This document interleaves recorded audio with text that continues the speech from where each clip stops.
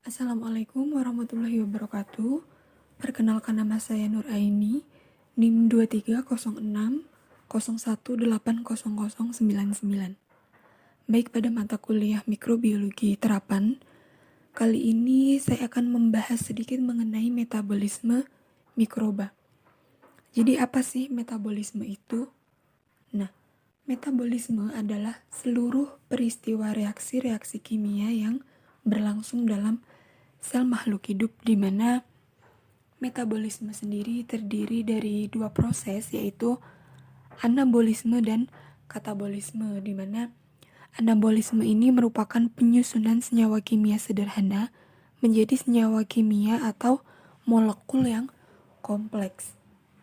Nah, dalam anabolisme ini dibutuhkan energi, sedangkan untuk katabolisme sendiri itu merupakan reaksi pemecahan atau perombakan senyawa kompleks menjadi senyawa yang lebih sederhana.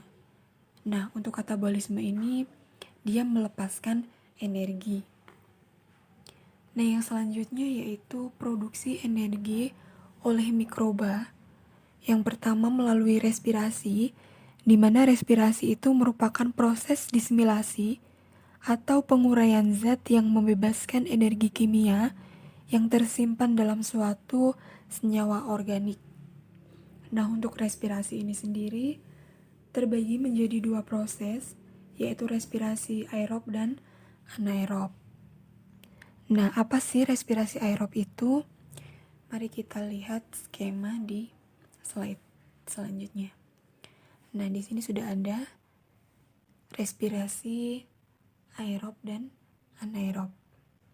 Di mana respirasi aerob ini terdiri dari 3 tahapan. Yang pertama yaitu glikolisis, kemudian dekarboksilasi oksidatif, kemudian siklus Krebs dan transfer elektron.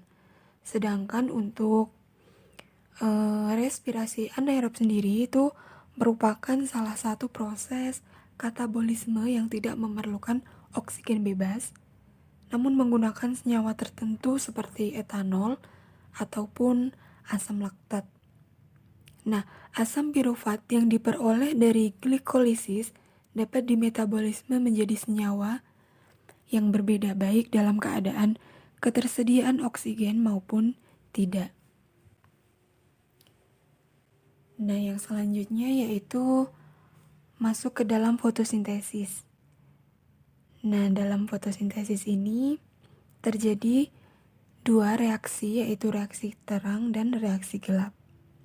Nah, untuk fotosintesis sendiri adalah proses biokimia pembentukan zat makanan karbohidrat yang dilakukan oleh tumbuhan, terutama yang mengandung zat hijau atau klorofil. Nah, di sini sudah ada reaksi terang. Nah, reaksi terang adalah reaksi yang terjadi pada proses fotosintesis, di mana tahapan ini diperlukan cahaya dalam prosesnya.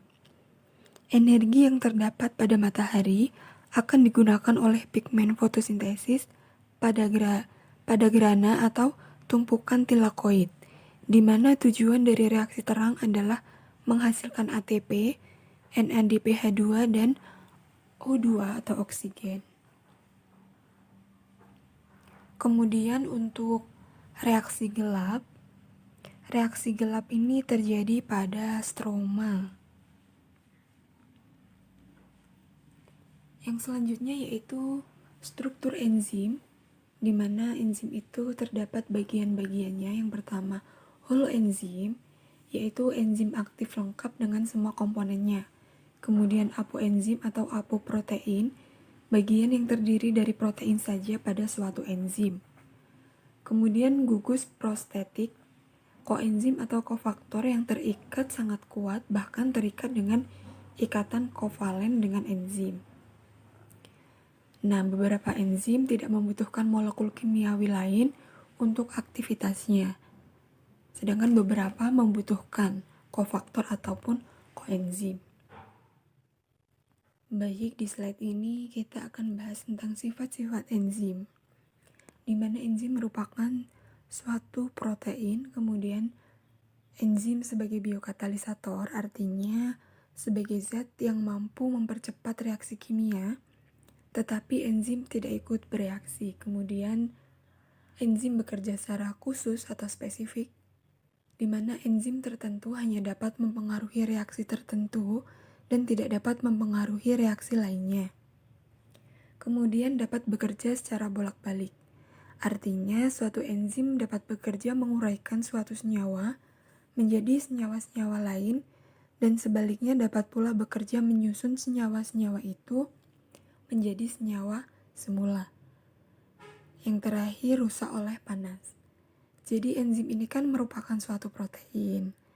Nah, protein ini dapat rusak oleh panas, disebut dengan denaturasi. Nah, kebanyakan enzim ini rusak pada suhu di atas 50 derajat Celcius. Mekanisme kerja enzim. Nah, reaksi enzimatis akan berlangsung apabila substrat tersedia dan bagian sisi aktif enzim dalam keadaan kosong. Substrat akan memasuki bagian sisi aktif enzim, dan bagian sisi aktif tersebut akan mengalami perubahan bentuk dengan mengelilingi substrat. Kemudian terbentuklah ikatan lemah enzim substrat. Di dalam sisi aktif, substrat akan diubah menjadi produk. Nah, selanjutnya akan dilepaskan oleh enzim, begitu seterusnya sampai bagian sisi aktif tersebut dapat ditempati oleh substrat yang lain. Nah, demikian sedikit pemaparan dari saya mengenai metabolisme mikroba. Apabila ada salah kata, saya mohon maaf. Saya akhiri, wassalamualaikum warahmatullahi wabarakatuh.